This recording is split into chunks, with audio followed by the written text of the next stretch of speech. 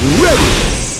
GMA Weather, serbisyong totoo ng GMA News. Apektado ngayon ang tail end ng cold front ang northern at central Luzon, ayon sa Pag-asa. Posible namang unti-unting maramdaman muli ang hanging amihan sa mga susunod na araw. Sa rainfall forecast ng Metro Weather, buong araw na may hanggang malalakas na ulan bukas sa Apayao at Cagayan Valley. Sa hapon, uulanin na rin ang iba pang bahagi ng Cordillera, Ilocos Sur, Central Luzon, Cavite at Occidental Mindoro.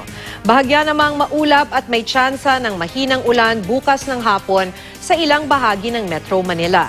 Mahinang ulan din ang asahan sa Cebu sa tanghali at sa Eastern Samar sa hapon. Mababa naman ang tsansa ng ulan sa ibang bahagi ng Visayas. Sa Mindanao, maghapong uulanin ang mga rehiyon ng Zamboanga Peninsula, Soc-Sargen at Davao. Pagdating ng hapon, magiging maulan na rin sa halos buong Mindanao. Yan ang latest mula sa GMA Weather. Magplano para sigurado I am ready. Serbisyong totoo ng GMA News.